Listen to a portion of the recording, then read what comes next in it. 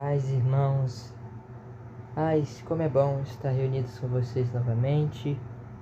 Bem, eu realmente deixarei claro que senti falta. O que aconteceu, irmãos?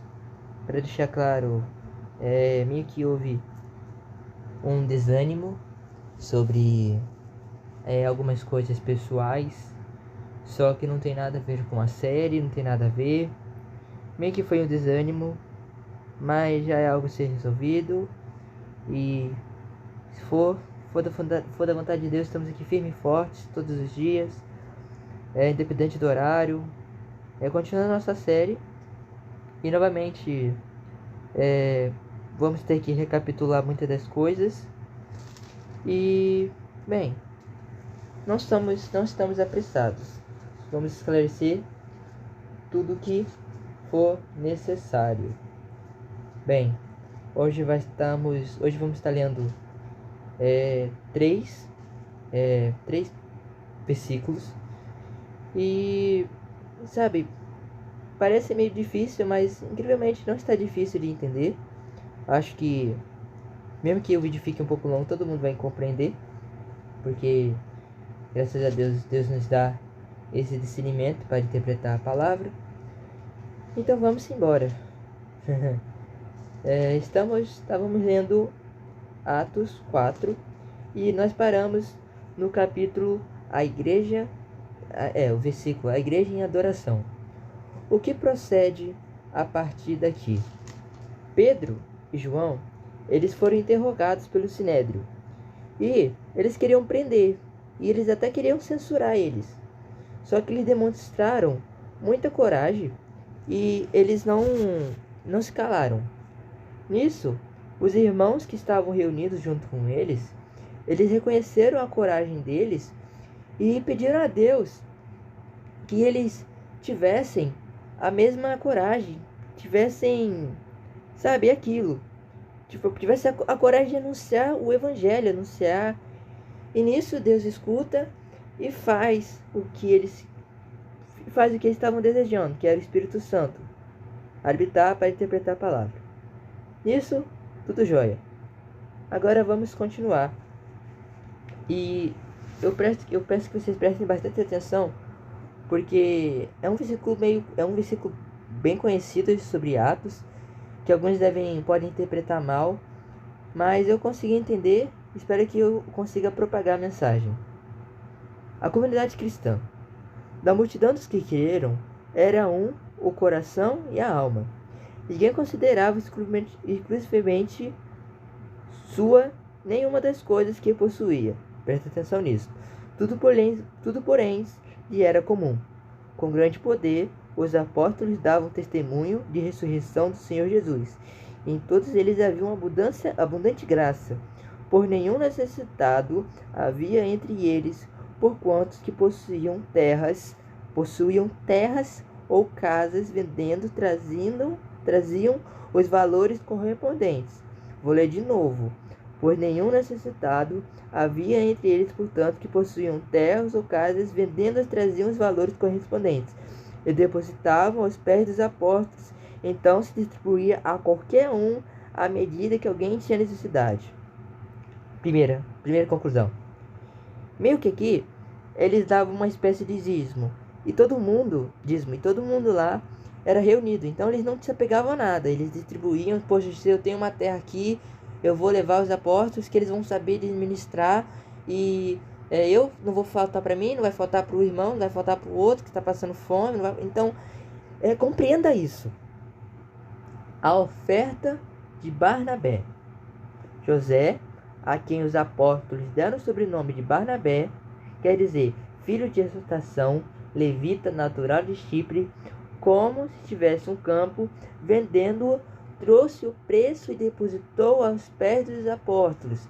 Temos aqui um exemplo de alguém, o Barnabé, que eu via em algum lugar falando que Barnabé era primo ou algum irmão de Marcos.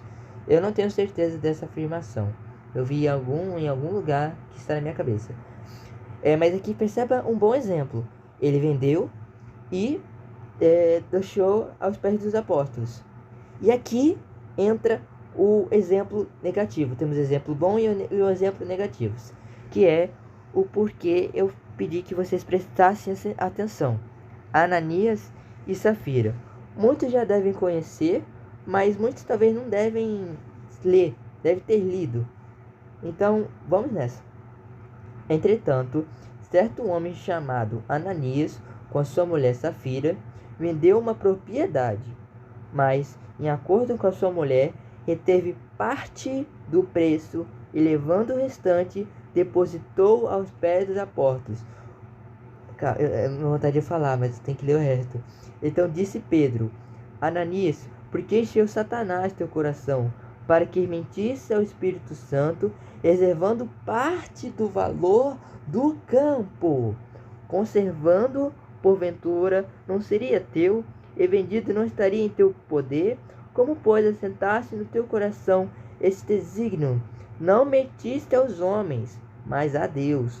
Ouvindo estas palavras, Ananias caiu e expirou, sobrevindo grande temor a todos os ouvintes. Levantando-se os moços, cobriram-lhes o corpo e, levando-o, sepultaram, ou seja, morreu.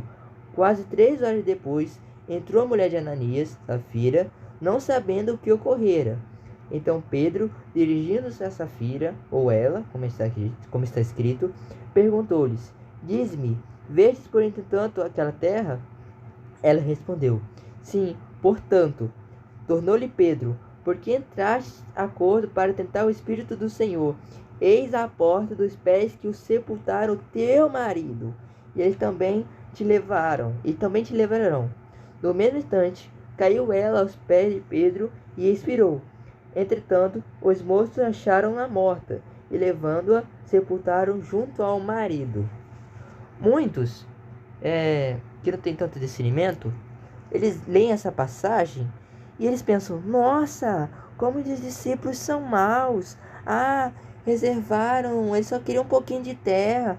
Ah, pois eu sou herege. Enfim, a Bíblia deixa bem claro. Se tem algo que a Bíblia não deixa, é coisa sem contexto.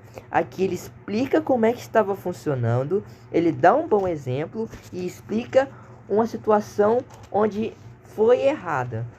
O que Ananias e Safira fizeram? Eles tentaram enganar.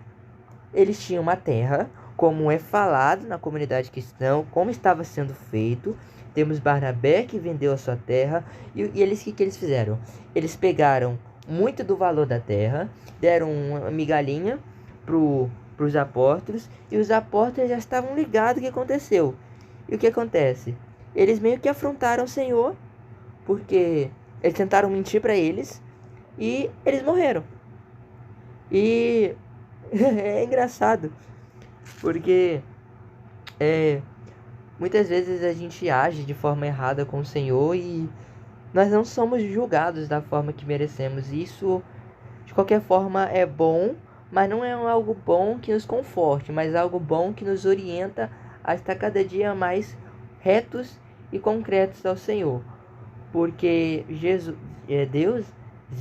ele é alguém de misericórdia, mas da mesma forma que ele não é, ele não é besta. Ou seja, se você peca por prazer, ele sabe. Se você peca, mas não se orgulha disso, ele sabe. Então ele sabe de tudo. E, cara, é muito interessante, pelo menos para mim, ler essa passagem e conseguir interpretar. Espero que vocês tenham entendido que não tem nada a ver, tipo, os discípulos são maus. Não, eles erraram. Quem errou foi o casal e eles morreram porque tentaram enganar eles. E tudo isso se aplica a um contexto. E cortando essa parte, porque eu tenho que explicar todo esse contexto. E sobreveio grande parte de toda a igreja, e todos quantos ouviram a notícia desse acontecimento. Ou seja, o povo viu.